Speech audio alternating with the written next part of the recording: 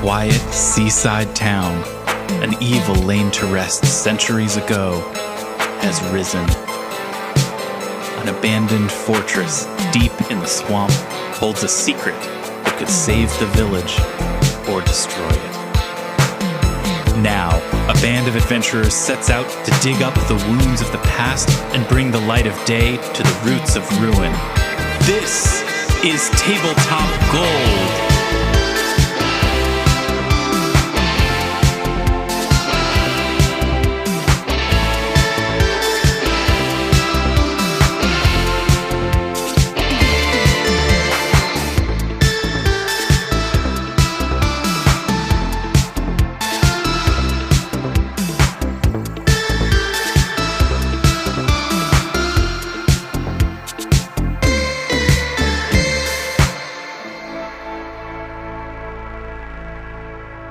Hi, and welcome to Tabletop Gold.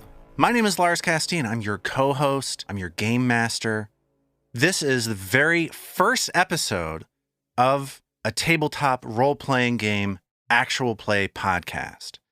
If you've never heard an actual play podcast before, here's what's going on.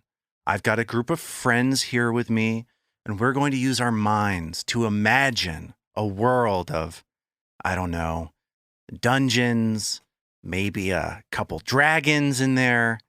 As the GM, as the game master, I'm going to be describing the world of the game and enforcing its rules, and the rest of my friends are going to be playing characters embarking on an epic adventure.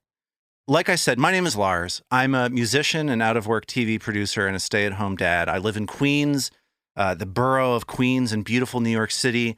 As a kid, I used to read rule books of all kinds of role-playing games, learning about the lore and the worlds of different games, trying to wrap my mind around the rules, and just sort of floating away in my imagination, thinking about what it would be like to actually wrangle a group of people to play with. Well, when I finally became an adult and got some semblance of control over my life, I started playing in a weekly Dungeons & Dragons group, and I've been running and playing games for a little over 10 years now. I have had so much fun with tabletop role-playing games over this last pandemic year, so I thought it might be a good idea to start a podcast that tried to capture some of that fun and to let other people, i.e. you, in on it. Whether you're a role-playing expert or if you've never played a game before in your life, I hope you give this show a shot. We're trying to make our game accessible and entertaining for everyone, so please stick around. Let's meet the rest of my co-hosts, who just happen to be the players in this game as well. Robin, Lange. Robin, a thing that I thought might be good to do is just to let people get to know who everybody is I'm just going to ask everybody the same couple of questions. Let's do it. And these questions are, why don't you tell me a little bit about yourself and about your relationship with games and gaming? So I also live in the beautiful borough of Queens here in the fantastic city of New York. I love board games. I also grew up always wanting to play games. While I am the youngest of 5 kids, they were all my siblings were in high school when I was born. So I essentially grew up like an only child. And I did a lot of puzzles because no one else in my family ever wanted to play board games with me. Yeah, not to alienate the puzzle fans. I love puzzles, but it's very, I love them, but it's just a very solo thing. And so now as an adult, I think one of that joys is that agency, that ability to go out and find people who have the same interests. And Totally. Board games has been a great way to do that. Thank you, Robin. Let's keep going around the circle. Zoe Chernicoff, you are here. I have a couple questions for you. They're similar to the questions I asked Robin. I didn't prepare that much today.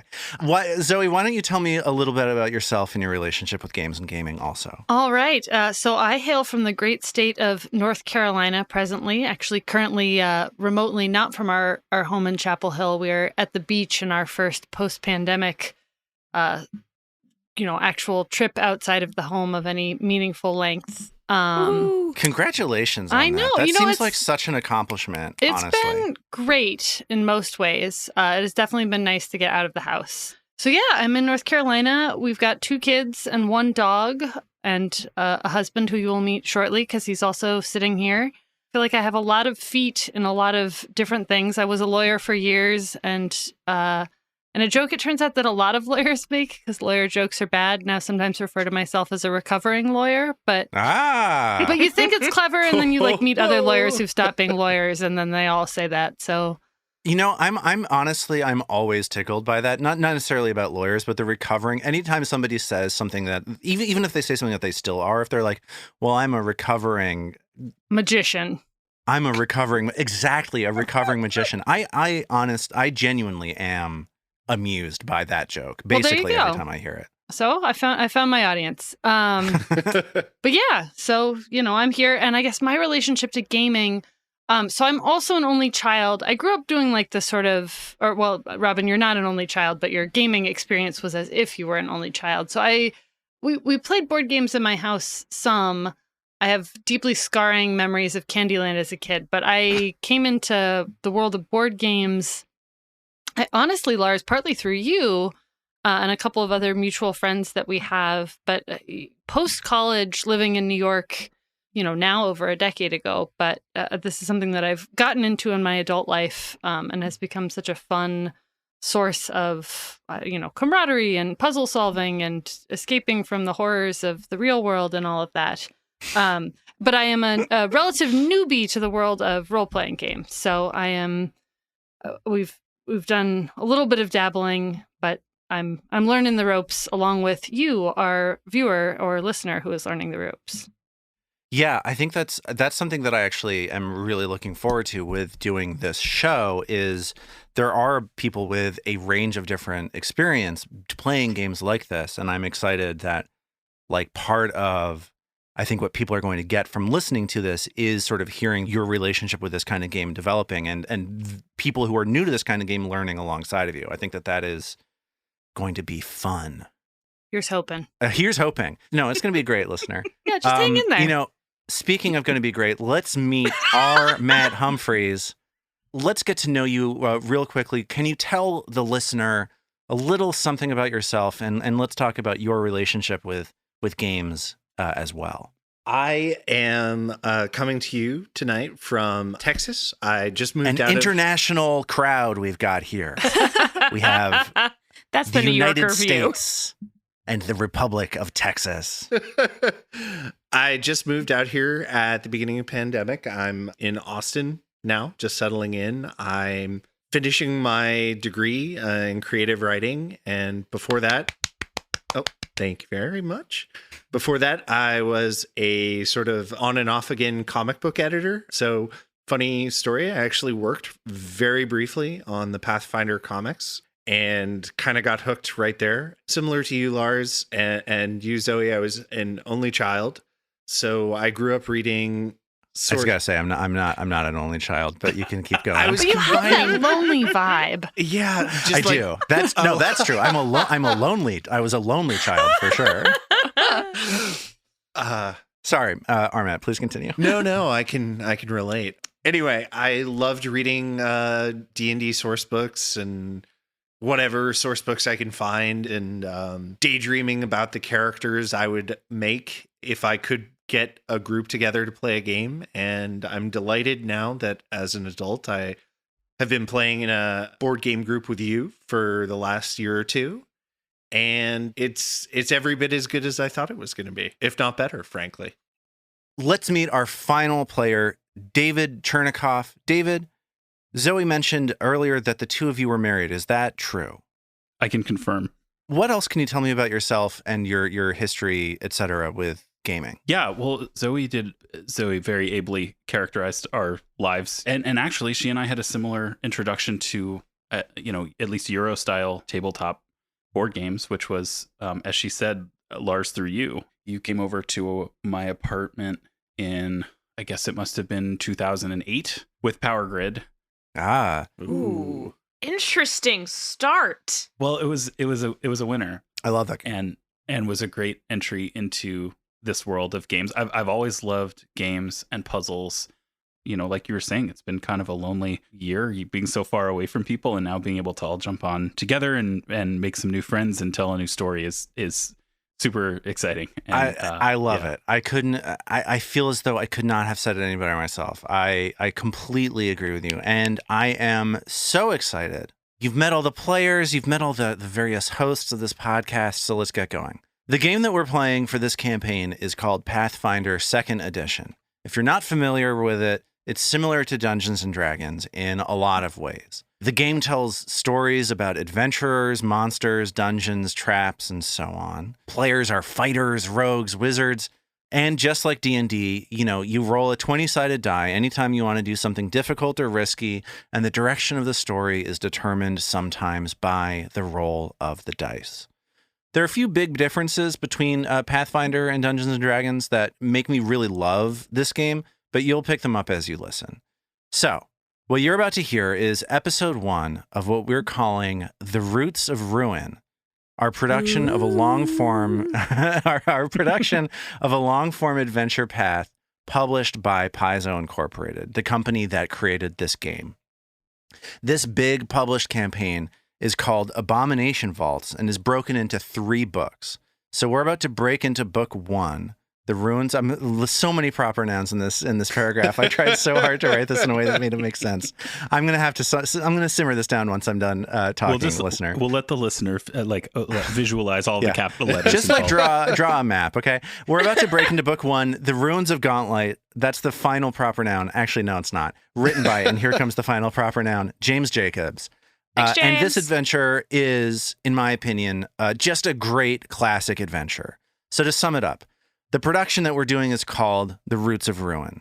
We're doing a production of a Pathfinder adventure path called Abomination Vaults. And book 1, what we're about to start, is written by James Jacobs. I am so excited to get started. Is everybody ready? Yes. Yes. Yeah. Heck yeah. Okay. So here we go. The Roots of Ruin, Episode 1.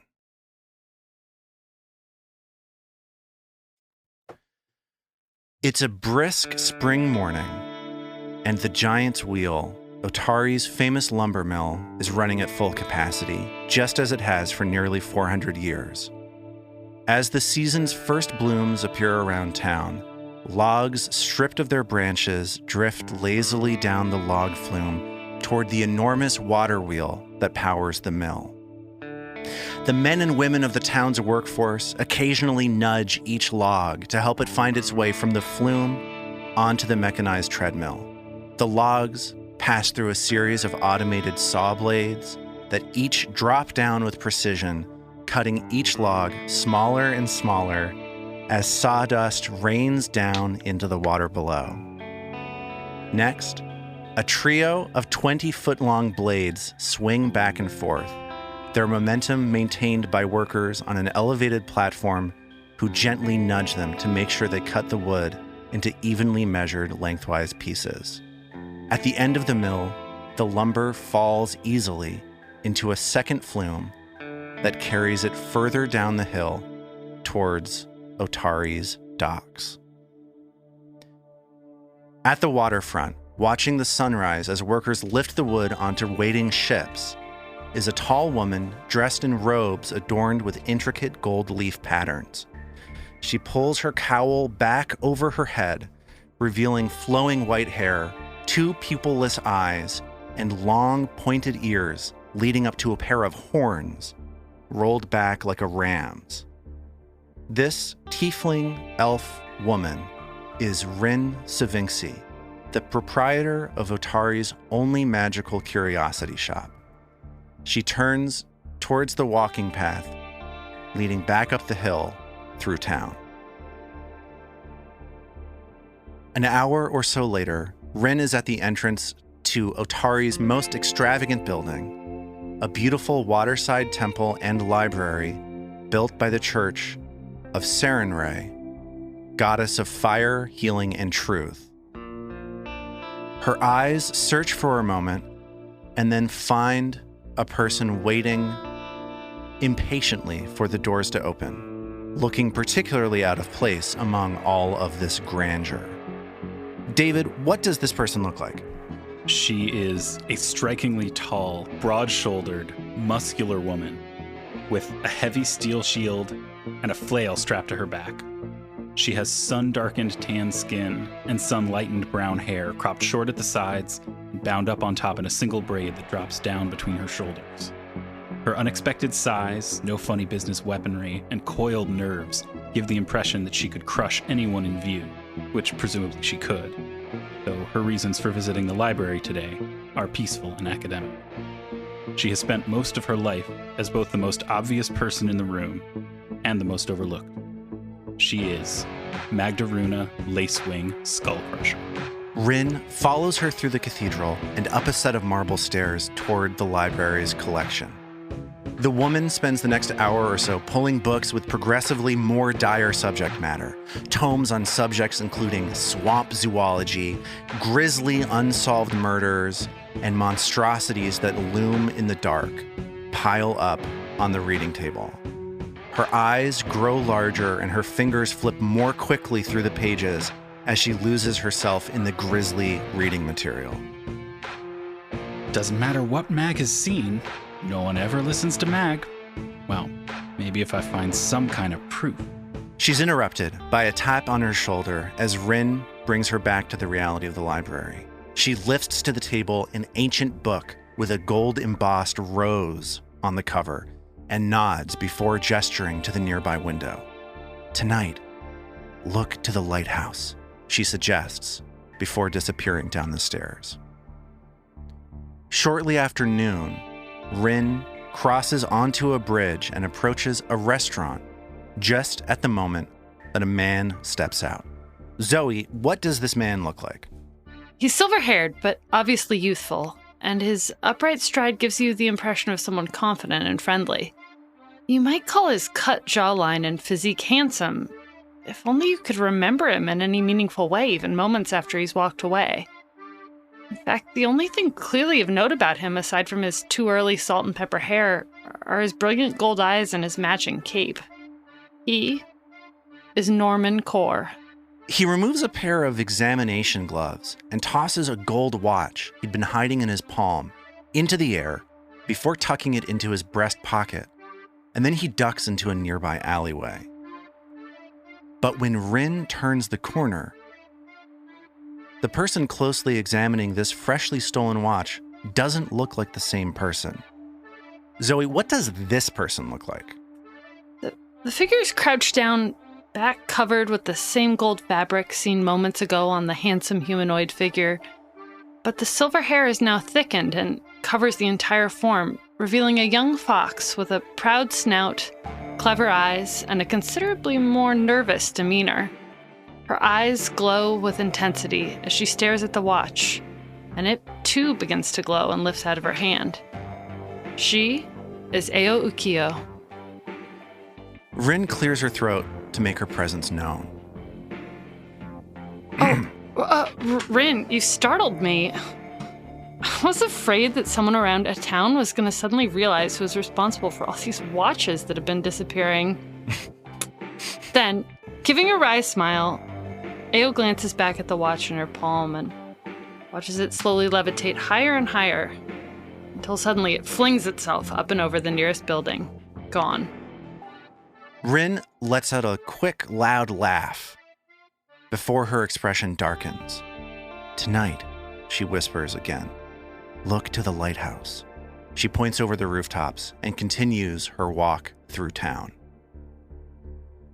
Shortly after the workers finish their day at the Giant's Wheel, Rin arrives at the fishery on Otari's waterfront, passing through a crowd of children held in rapt attention by a song. There's a performer who glides around the audience, looking each person in the face for a brief moment while continuing a soft but unsettling tune. Robin, what does this person look like? She's your average 20-something gnome in that there's nothing normal about her. Her skin has a glowy quality to it. Her hair is blue and purple, and her clothes clash brightly, demanding attention. Standing at about the same height as the children around her, she strums her harp as she sings into their eyes, warning them of the terrors that lay beyond the city limits. She is Trilphus Huddlelob, but but everyone calls her Trill. She steps backwards onto the steps of the fishery and takes a deep breath, resting her harp at her leg. With some trepidation, she uses the opportunity to give her captive audience some words of warning. When the fog is creeping and the moon is low, when the town is sleeping, Gauntlet starts to glow. That's when the moon, she arises for her midnight lunch. Naughty kids are prizes for her teeth to crunch. But if you obey me and obey the rules, you're safe from Belcora. She just eats the fools. The song is one that only the oldest Otari resident would recognize. It's an ancient rhyme meant to scare children into obedience, dating back before the founding of the town itself. This song, although it's been out of favor for over a generation, still holds the power to shock some of the children to tears. The few parents standing watch rush forward to pull their young ones away, casting scornful glares in Trill's direction. A moment later, the crowd awkwardly disperses, leaving only Rin behind. She approaches and says with a nod, for a third time, "Tonight, look to the lighthouse," before she too leaves. As the sun starts to set, Rin walks along the path toward Otari's graveyard overlooking the town. She sees somebody among the monuments wielding a sword. Armat, what does this person look like? She sees an aged elf with steel gray hair. He wears a tarnished iron breastplate, heavy and protective, decorated in a style decades out of fashion. Over the armor, he wears a simple red tabard. Beneath it, a leather and mail jerkin, a twice-wrapped swordsman's belt, elk leather trousers, well-made and well-worn leather boots. His black eyes are serious, brow furrowed, and though his still unlined face has the focus of a scholar, he holds himself with a martial poise. The sword he carries is a bastard sword, readied in its sheath, held loosely in his left hand. The elf's name is Thalin Haplavel Valis. Around Otari, he is known as Haplo the Historian, or to his friends, simply Haplo. It's quite a name, Armat. Isn't it good? It is a lengthy name. Thalin Haplavel Valis. Is that how you pronounce it? Yes. Yeah, precisely. I got it. You nailed it. For a long time, he does not move. The only sound is the sea in the distance, the wind in the trees. Then, in a flash, he draws the blade, drops the scabbard, and delivers a swift downward slash to an imagined foe. Then, with his other hand raised, he barks out an incantation, and lightning surges from his palm, shattering 2 empty bottles of Crow's Cask ale placed on nearby mausoleums. Not bad. Not bad at all. Yet I must still do better. I'll try that Kesagiri again. Rin approaches this old elf and places her hand on his shoulder, directing his attention to the woods behind them. Tonight, Rin whispers for the final time, look to the lighthouse.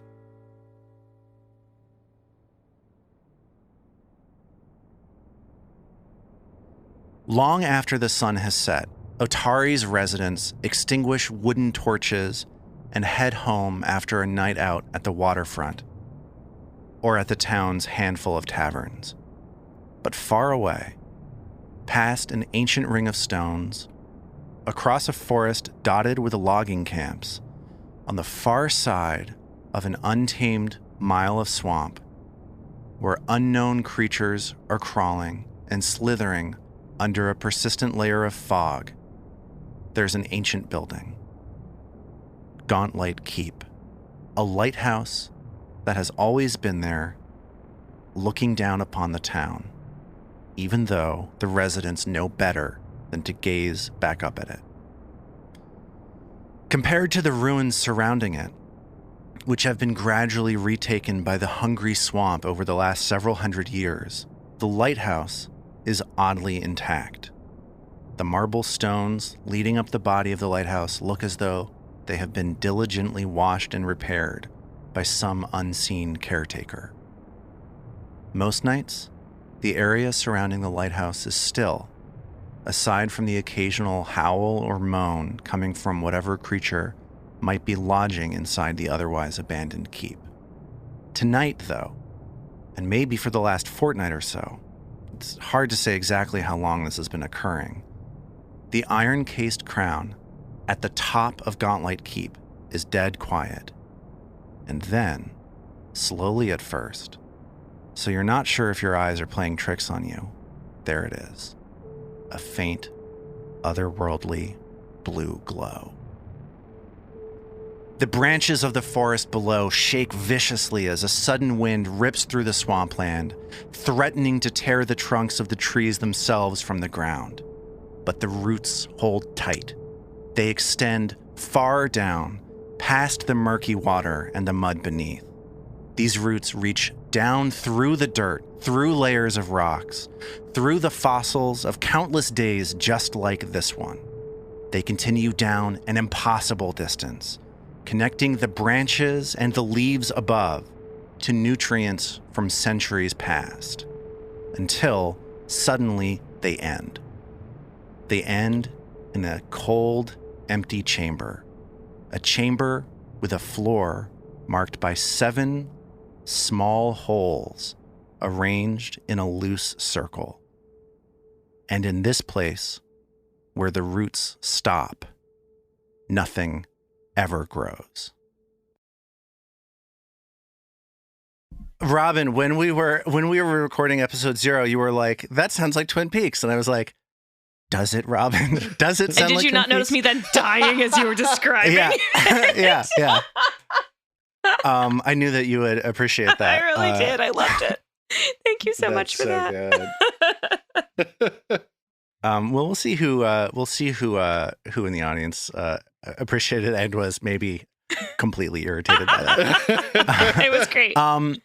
So to recap, each of you have independently been alerted by Rin Savinksi, the eccentric but friendly owner of the local magical curiosities shop, about a strange light in a ruin outside of town. For whatever reason, she's decided that the 4 of you would be well equipped and well suited to head out to and investigate the ruins of this ancient lighthouse called Gauntlet. You all set out on the trail leading northwest out of town, through the forest and swamp toward the ruins of Gauntlet. The further you get from town, the more overgrown the trail becomes, but it's still a simple matter to keep on the right track. The air becomes overwhelmingly humid by the time you're halfway to the swamp itself, and the trail only gets more strenuous from there. So I want to ask you guys, what is this walk like? I don't have a great sense of how well all of you know each other. You're all relatively local to Otari. Like you're all from from the area around this town. So what is this scene like as the 4 of you head out from town through this path leading to this mysterious location? I think Haplo is chattering a little bit about the Rose Guard and how they founded the town back in, I believe it was 4244. There we go, AR. And just, explaining a little about the order and things like that in the way that old people just kind of strike upon a topic and sort of start declaiming. That's sort of what he's doing. And how does everybody around know Haplo as he's sort of going through the history of this location? Like, I really just want to get a sense of what the dynamic is like. Trill's seen Haplo around. She knows he's this guy who's super smart and does all this research, but she's not too interested. She's got her harp in a sling, kind of slung on her back in a device she's created to make it easier to carry. She's trying to kind of skip along because being a gnome, it takes her a little longer to walk the same length as all of these tall people around her. But she's just humming to herself and she's thinking, okay, going off on another adventure. Let's go see. But keeping her eyes out, and she keeps looking into the woods just to be sure. She's looking into that darkness. She's glad she's around other people at the moment, even if everyone around her aren't people she knows too well. She's seen them all around, but none of them are people she's close with. So she's keeping people at arm's distance, sort of. Well, I think she's open to getting to know people. She just hasn't had the opportunity. No, she spends most of her time singing in bars and taverns, singing to warning songs to kids during the day. Okay. Who else? Norman is walking through the woods. He is sort of, I guess you would say, egging Haplo on. He's a half step behind him, and if you were paying attention to him, you'd notice his eyes are darting around. He's trying to take everyone in and get as much information as he can, but everything Haplo has to say, he at least, half attentively sort of says something along the lines of, "You don't say, old sport," and what happened after that? And, I assume Haplo is more than happy to continue sharing, but we'll leave that to him. Oh, yes. In 4310, the kobolds who had conquered the town attracted too much attention. Incredible, man. Incredible. And, Norman gives him another pat. But you get the sense that Norman's heart, he's good at getting people to talk, but that he's actually sort of looking around and trying to figure out what's going on while coming off to the others as affable. David, how is Mag reacting to this? So just to sum up, it sounds to me like Haplo is sort of like rattling on about historical things that are of questionable interest to some of the others, but you have just been given a book that you have read through with this rose on the cover of it, which just happens to be about the very thing that Haplo is describing. The kobold situation? No. I don't know what you're talking about. False. Incorrect. Sorry, I was just saying that in 4310. Oh, yeah. Yeah, okay. So I wasn't able to keep track of all of that myself, but that is the only piece of information I've retained. So I'll get rid of it. So basically, Ren gave you this book describing the exploits of a group called the Rose Guard, which are the 4 heroes that 1, founded the town of Otari, and 2, did this raid on the very place that you are going right now and defeated a powerful sorcerer there hundreds and hundreds of years ago. Okay. So it's questionable why exactly this applies to anything that you are interested in necessarily. But I'm just sort of wondering what it is that Haplo, going on this historical tangent, that kind of touches upon something that you just read. I'm just wondering what that conversation, what that interaction is like. Yeah. So Mag has been up here in the swamp before. She has sort of ranged around in this area in the process of sort of like honing her craft as a warrior. And she's also local and has like spent a lot of time alone, sort of roaming and scouting this area. And she's seen some mysterious things. She's asked around town if anyone else has ever had these experiences and gotten the response that she so often does, which is people not really listening to what she's actually saying and just kind of dismissing her. And when she hears Haplo mention the Rose Guard, which she just found in this book as she was trying to look into the sort of the history of the swamp and these fens in this area, she always figures she's going to ask a direct question and get ignored, since that's sort of the story of her life, but she decides to give it a try. My friend, you mentioned the Rose Guard. How do you know of their exploits? Oh, well, I've been interested in Gauntlet for nearly, 50, 60 years or so? I've done a little delving in some of the ruins around here, but I've never been able to go to Gauntlet and really make any expedition there satisfactorily. The way is treacherous. I've made my way through most of it at one time or another. Friend, what do you know of the adversary who had his keep there in bygone days? Just to fill in this a little bit, what it is that Haplo knows, just to let you know, Armet, is that there was actually a sorceress. The doctor was a woman, David. Named Belcora. Whom it just so happens Trill was singing about in her song. She just to eats the fools. Those kids.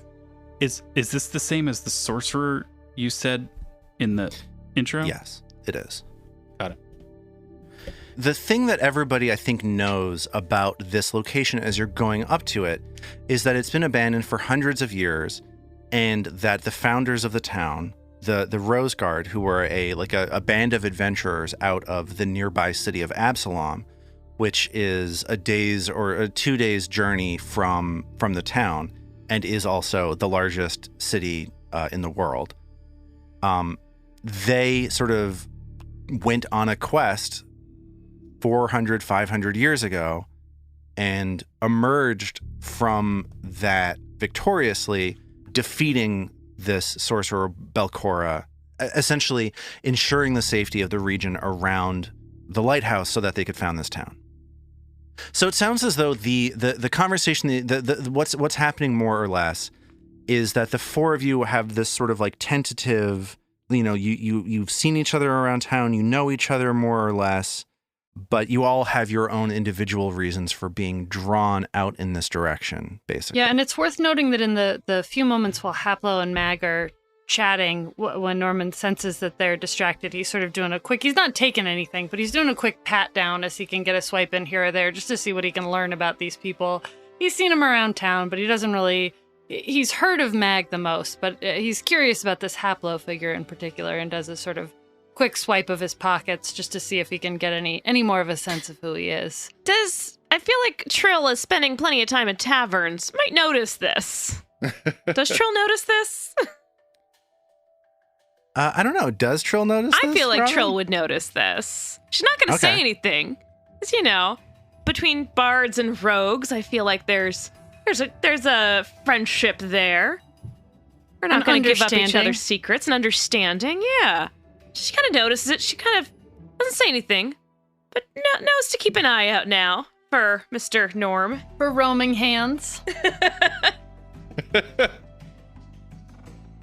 So the four of you walk together, Mag and Haplo locked in a conversation about sort of their experiences around the area and their knowledge of the history of the area.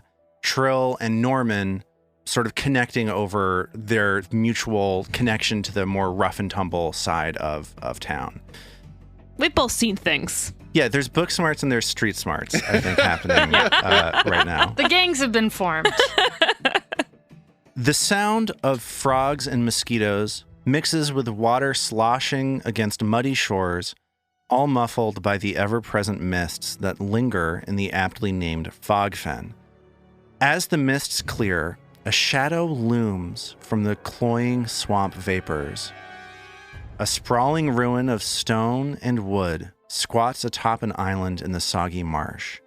The upper floors have largely collapsed, leaving only the stone walls of the ground floor intact. Above these ruins towers an out-of-place monument, a colossal lighthouse whose painted walls and iron-cased crown have resisted the corrosive effects of the surrounding swamp. Trill, for one, she kind of gives an audible, not audible, but like you notice her shoulder, as they come out of the swamp, her shoulders just relax a little bit more. She really hated walking through that swamp. And now that they're getting to the shore and the fog is starting to lift, you see her getting a little, her bravery's coming back again.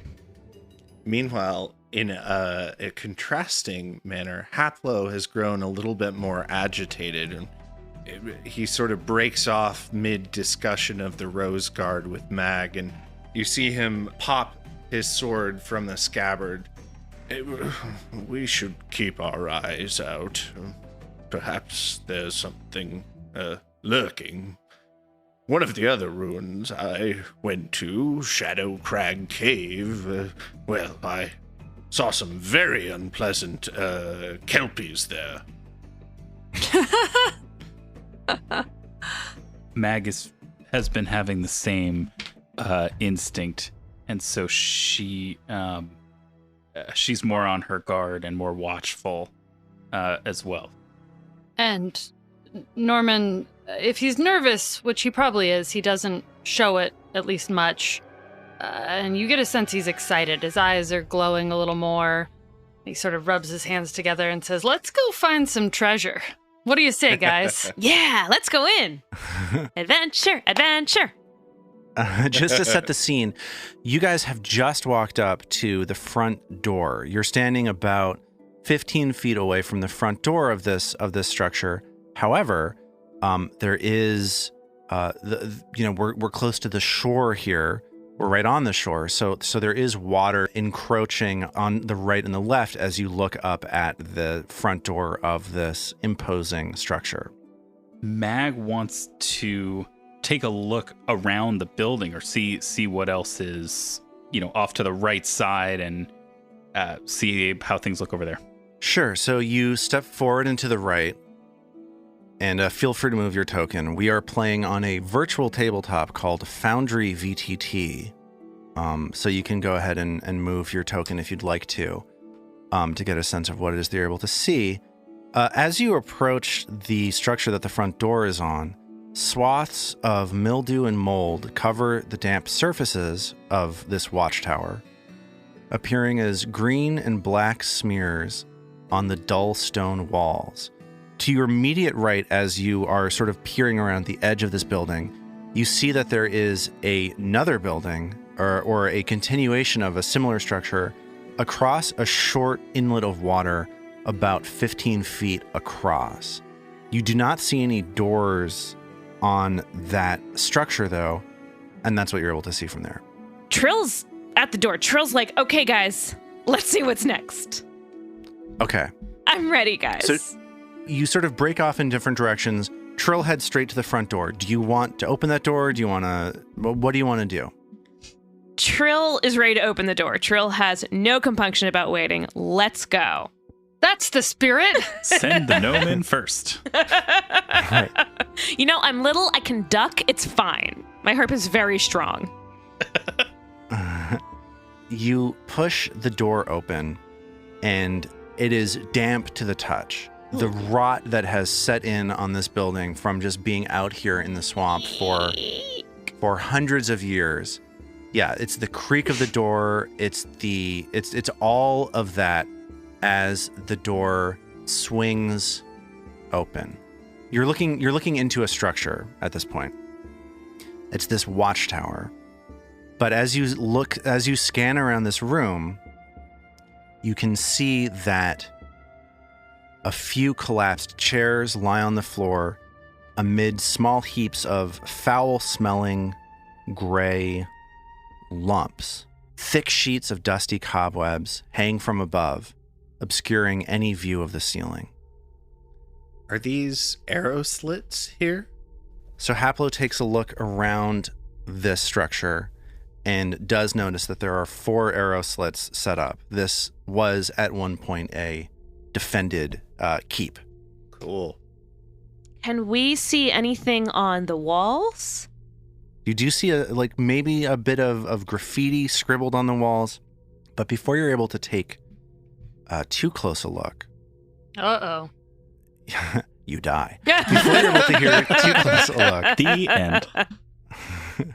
Thank you for listening to our podcast. It was a good one. Yeah, I figured let's leave them wanting more, right? You do hear a trio of high-pitched voices calling out in a language none of you understand.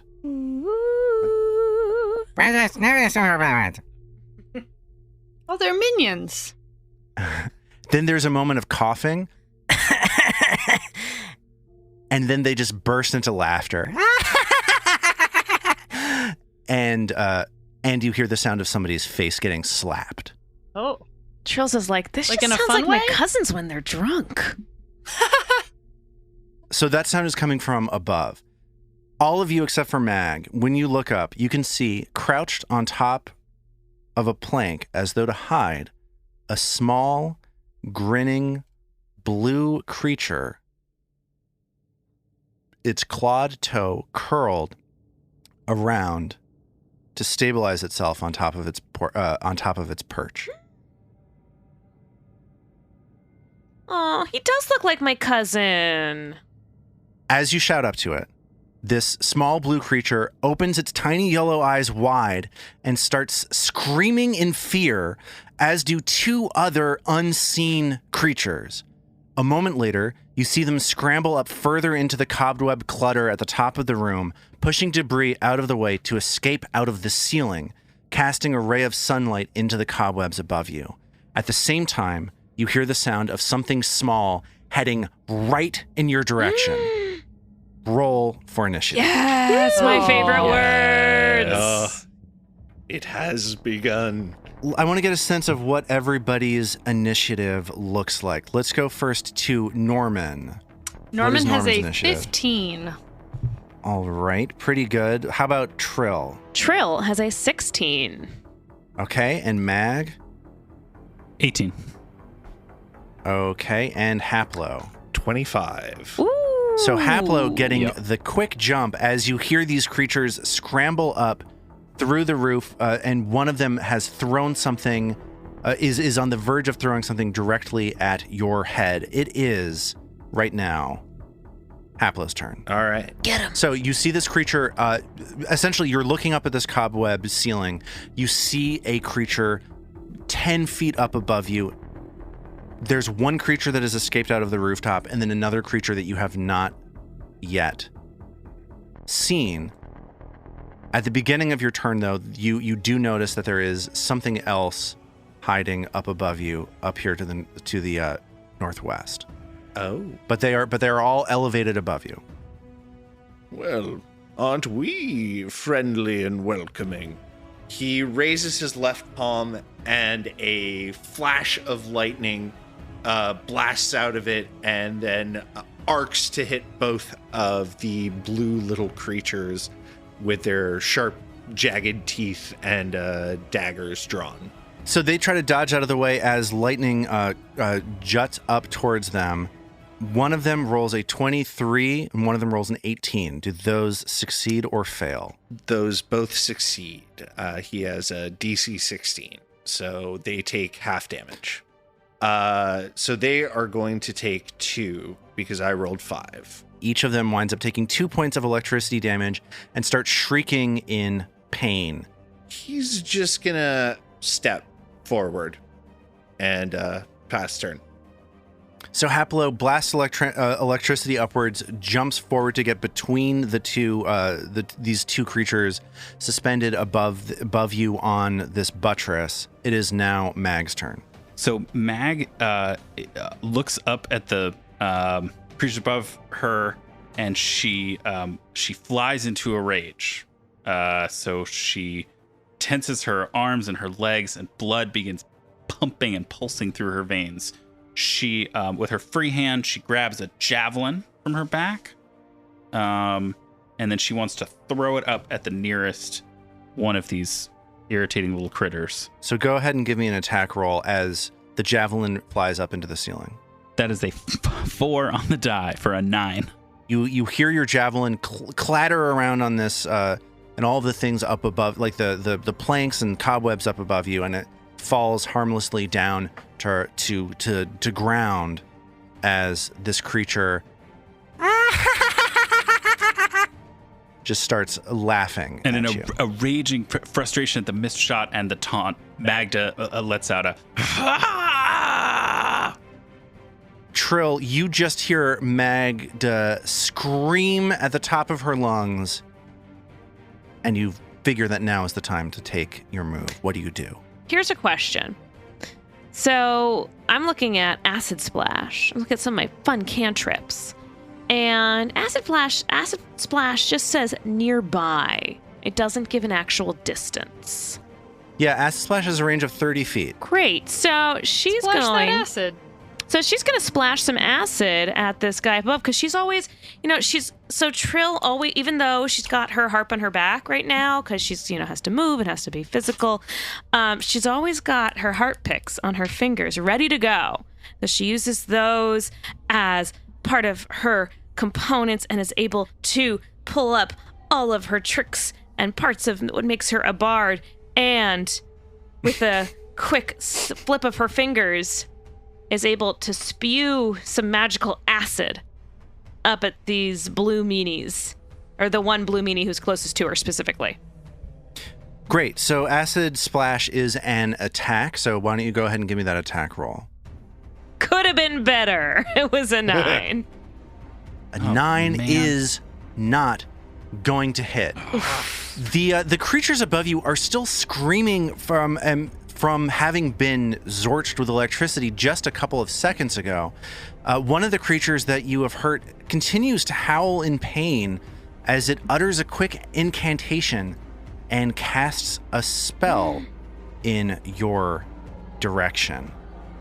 So what I need is for Trill, Mag, and Haplo to each make a will save as you find your mind being affected by this magic spell. Oh. Oh, Jesus. So what'd you guys roll? Trill rolled a 22. Much better than her Okay. attack. Mag rolled a natural 20 for a 25. Woo! Okay, and what did Haplo roll? Haplo also rolled a 22. All three of you managed to sort of shake off the sort of creeping sound of this strange language that's invading your mind. None of you are affected by this spell. The creature that did that then scampers up through the hole in the roof and disappears. It is now Norman's turn. So 2 questions. I assume you can't flank someone who's 15 feet above you. There's no flanking happening, even though on our screen it looks like we're flanking it. Yeah, they're up way above you. Okay. You're not next to it. Okay. And it doesn't seem to me like looking around here there's anything to hide behind in this room. Let's say Norman wanted to go do a little hiding. That doesn't seem to be an available option to him. It seems as though these creatures have set themselves up with a vantage point to give themselves perfect vision of the entire room. Just making sure I, newbie, understand things correctly. And there's a friend up above the blue friend who we can't see, right? There's somebody up on a shelf. So you heard 3 creatures. One of them poked this hole in the roof and disappeared.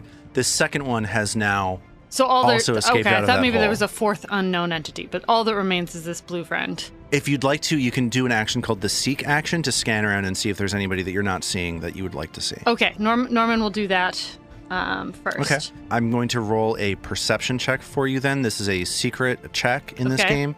You don't know if you succeeded or didn't succeed. You just know if you saw something or did not see something. But I'll point out again, he has really good eyes. So just consider that. You spend a moment sort of scanning frantically around the cobwebs and these planks up above you, and you do not see any other creature up there. Okay. So detecting nothing else and seeing one foe remaining, Norman looks up and says, "Friend, it doesn't have to be like this." And then he's standing near some sort of debris. Yeah, there's like a broken chair right next to you. He tries to throw this broken chair up at it using his telekinetic projectile powers. The perfect 1-2 punch of "I'm your friend, now eat chair." Let's see how it goes. I mean, that's how all my game nights start. All right, that is a 15 on the die for a 21. So that is a hit as this chunk of chair collides with this creature, this blue screaming creature above you. So you can go ahead and roll damage now. All right, and that is a 6 on the die. So that is enough to clonk this creature in the head. It tumbles back and falls down on the ground in front of you, dead. Friend, I hardly knew ye. And with that, combat has ended. Ooh. Nice It's job, combat is Norm. really fast when you miss entirely and everything gets away. Now. I mean, I'll be facing, I'm sure I'll just be spewing more badly aimed acid very soon. A moment after this creature hits the floor in front of you, you hear the sound of cursing and screaming of the other two creatures receding into the distance. And a moment later, you hear the sound of something thud, like onto the ground outside, like a wet, disgusting thud. Well, that sounds promising. And then... Let's go eat it. And then there's only silence. You're standing in this room. There is this blue creature, this little blue humanoid with enormous ears, has fallen onto the ground, and you are here in this room that is like a watchtower at the entrance to this keep, covered with mold and other sort of gross things. What would you like to do?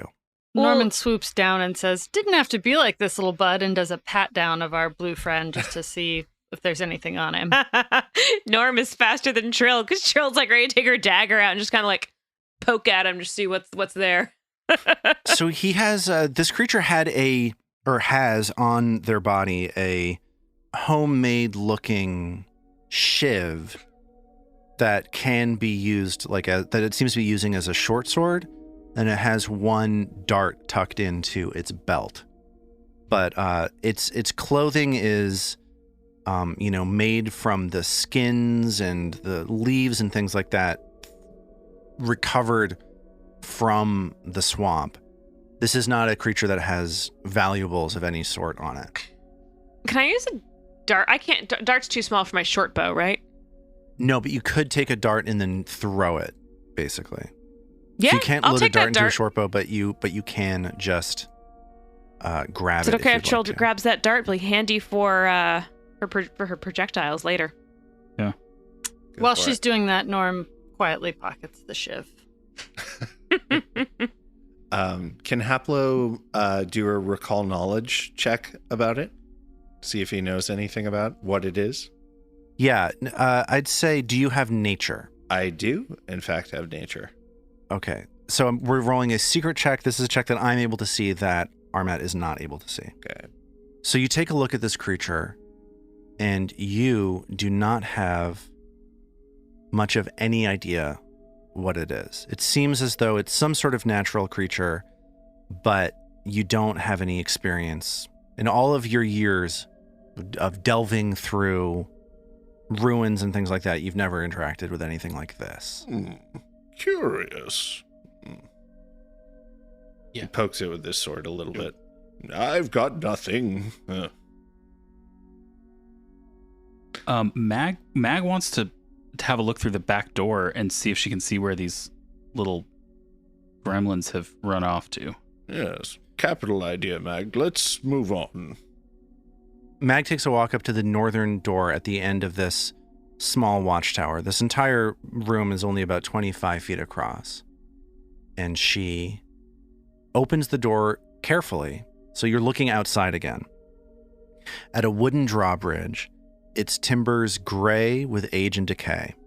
The drawbridge spans the 20-foot gap between the outbuilding that you're looking out of now and the sprawling ruin on the island.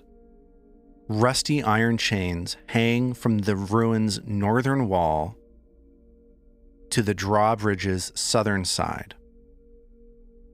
The chains look ready to fall apart, giving the drawbridge's structural integrity an extra layer of dubiousness. Guys, this is so cool. Norman quickly peeks out the door to see what that wet thud was. So Norman, you're sort of looking up. You're looking through the same door that everybody else is looking through. I thought something fell out the door we came in that was like a wet, thuddy. Okay, so Norman heads back out the southern door as Mag looks out the northern door of this watchtower. Yeah. And you can see a chunk of meat that is grotesquely discolored that has fallen on the shore on the northern side of this inlet that you're looking at. Like a yummy piece of meat? Like a yummy grotesque So meat? Mag sees this, right? No, it's the other direction, I think. I'm looking out the back I door. think both of you are able to see this. We can, Norman okay. essentially has to cross outside Gotcha. to see where the meat is up here, I see. Okay. and Mag is able Can to see see it the the meat other directly through that door. Norman is currently on the southern side of this watchtower, sort of checking out the scene with this meat far to the north, and Mag is looking out on this drawbridge. Probably not a barbecue joint, am I right? Norm chuckles to himself. Okay, so what are Right. you doing? He's walking around to the right. He sees the meat. Okay, so Norman starts wandering off while Mag and the rest of the party are looking at this bridge. What do you do as Norman starts walking around the pond? Mag is going to try to join him through the northern door, maybe a little bit carefully with her first step, given the rickety-looking nature of the bridge. Kind of like her aim is to get out to the same spot as Norman, but she's... How are you communicating with each other? Are you like shouting back and forth with each other? Like, how do you know where Norman is? All right. What do you see out there, Norman? Big old hunk of meat. Craziest thing I've ever seen just fell out of the sky. I'm gonna go check it out. I see it too. I'll be right there. Trill just kind of shrugs her shoulders and she's like, well, there's a bridge. Guess we should cross it. So Trill is just ready. She's small. She's not too worried about her weight carrying anything down. So she is ready to cross this bridge. Send the gnome in first. Okay, so Trill steps out across onto the bridge. What is Haplo doing? Haplo is going to go with her and say, Yes, I think we should keep our focus on moving forward rather than unappetizing meats of unknown provenance. Trill sees Norm on the, as Norm's kind of wandering around, and Trill waves, hey, I'm over here on the bridge. And what is Mag doing? Well, I guess once the gnome and the elf head across the bridge, Mag is gonna go with them. Well, right now they've just each stepped out onto the bridge. All right. Well, how's the bridge looking? Is it holding up under the weight? You want to take a look at the bridge? I'm going to do a perception check for you. Okay, yeah. I want to know whether she wants to know whether it looks like it's going to hold her weight along with everybody else.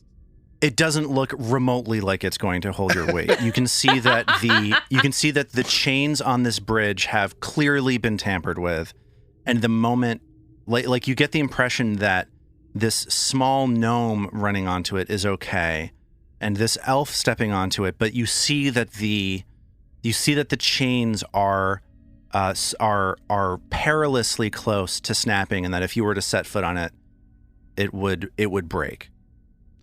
All right. So Thanks for checking. How do you respond to that information? I call out and I say, Trill Haplo, go lightly. This bridge is weak. It's fine. Trill just runs the other side. At the same time, Norman is now approaching the sort of far shore where this meat has been dropped onto the pond. Let's call it the meat corner. He's reached what appears to be an impasse. I'm having a little bit of trouble telling. There's water to his left, and then up in front of him is this a tall wall? Yeah, there's an elevated bridge that you have crossed over to.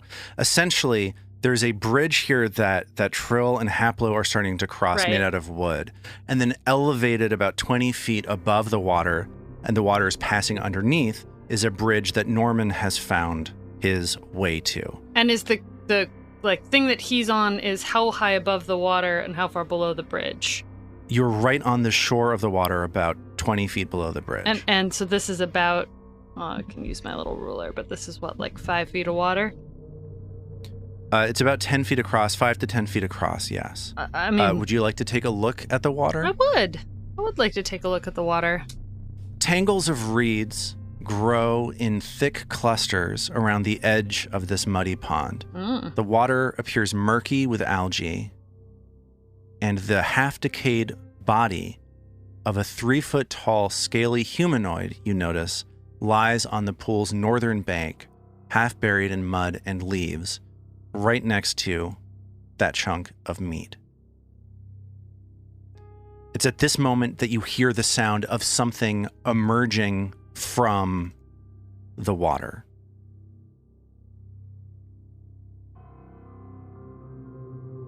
Oh, hello. Coming out of the water, An evil axolotl. stepping forward towards the meat, shaking its throat back and forth to open up a wide enough passage for the meat to pass through. You see this beast that looks like an enormous frog. It punctures the meat with one of its long tusks protruding from underneath its amphibian lips, and a layer of spittle and blood from this meat clings to a thick layer of mucus as it swishes its tongue around and swallows it whole. It then turns to look at Norman. This tusked frog stops shaking after a moment as the meat seems to have found its way through his gullet. It turns its head to look at you, rotating it like nearly 180 degrees, blinks its enormous yellow-green eyes twice, and leaps straight at you, its glistening tusks aimed squarely at your head. And we'll pick up there next time. Guess it was a barbecue joint after all. And you're the barbecue.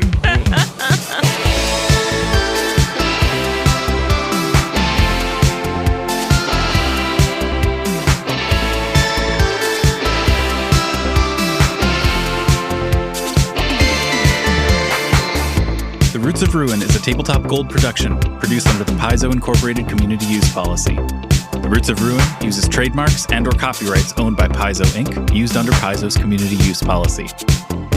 We are expressly prohibited from charging you to use or access this content. Paizo does not recognize, endorse, or sponsor this project in any way. Original characters and content are the property of Tabletop Gold. For more information about Paizo Inc. and Paizo products, visit paizo.com. We at Tabletop Gold would love to hear from you. Email us at letters@tabletopgold.com and find all our social links at tabletopgold.com.